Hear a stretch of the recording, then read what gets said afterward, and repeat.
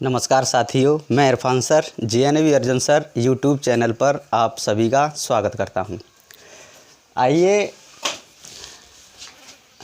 आज की क्लास रसायन विज्ञान में सामान्य रसायन विज्ञान में हम ये देखते हैं कि रासायनिक सूत्र अक्सर करके किस तरीके से बनाया जाता है, किस तरीके से उसकी पहचान करते हैं, किस तरीके से उसको पढ़ते हैं। अक्सर करके बच्चों का क्या होता है कि वो उस चीज़ को रटते हैं। आखिरकार रटने वाली ऐसी कोई समस्या नहीं है। तो आइए, जैसे कि हम कहते हैं कि कोई भी सूत्र है हमारा NaCl, तो NaCl पता है हमको कि NaCl बच्चों को अक्सर करके पूछा जाता है कि नमक का सूत्र क्या है, तो नमक का सूत्र बच्चा बता देता है कि NaCl।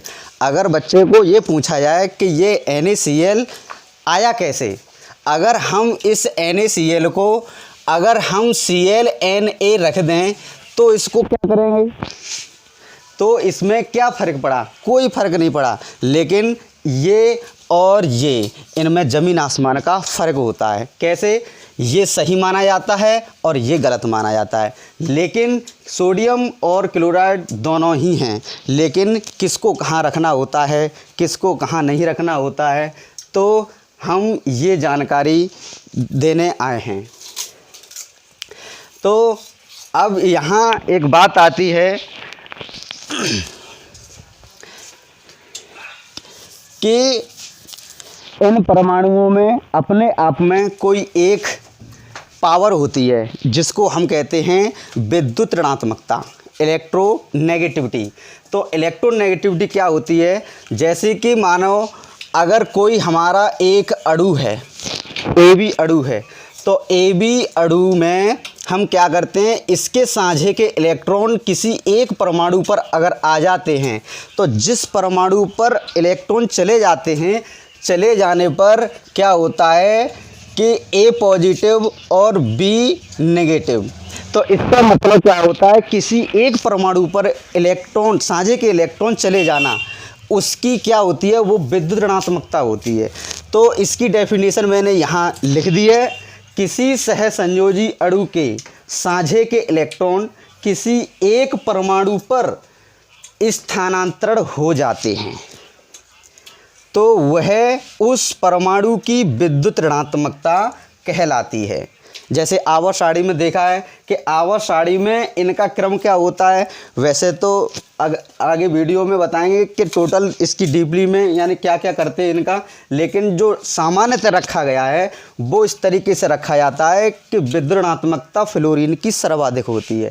जैसे फ्लोरीन है, फिर उसके बाद ऑक्सीजन है, फिर उसके बाद नाइट्रोजन है, क्लोरीन, ब्रोमीन, ये इस तरीके से लास्ट में हमारा होता है हाइड्रोजन। और हाइड्रोजन के बाद जो भी हमारी धातुएं होती हैं, धातुएं सबसे कम विद्युत ऋणात्मक होती हैं, अर्थात विद्युत धनात्मक अधिक होती हैं।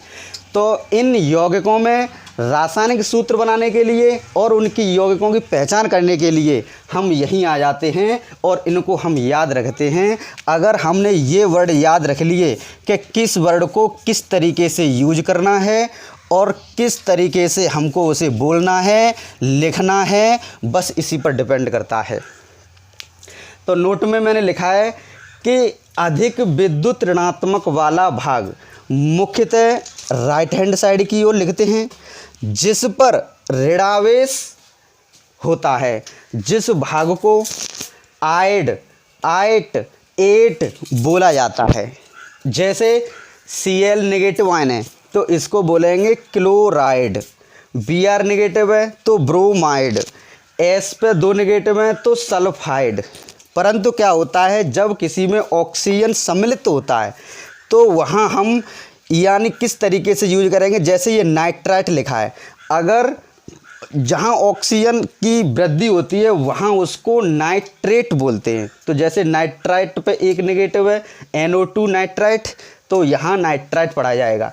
NO3 पे 1 नेगेटिव तो यहाँ नाइट्रेट पढ़ा जाएगा, क्योंकि यहाँ ऑक्सीजन की वृद्धि हो चुकी है। इसी प्रकार SO4 पे 2 नेगेटिव, इसको सल्फेट बोलते हैं।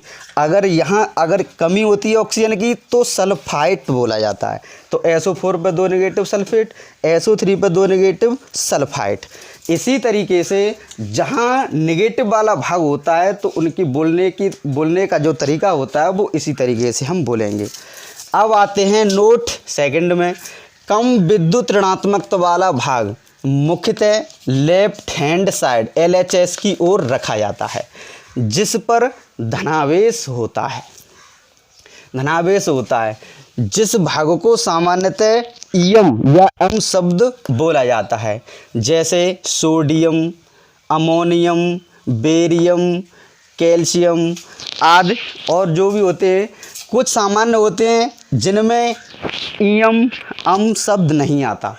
तो इस तरीके से ये हमारे अक्सर करके मूलक बोले जाते हैं, जिनका हमारा परीक्षण होता है, मूलक बोले जाते हैं। तो मूलक की डेफिनेशन भी, मूलक वे पदार्थ होते हैं जो जल में घुलकर 2 विपरीत आवेशित आयनों में टूट जाते हैं, मूलक कहलाते हैं। ये मूलक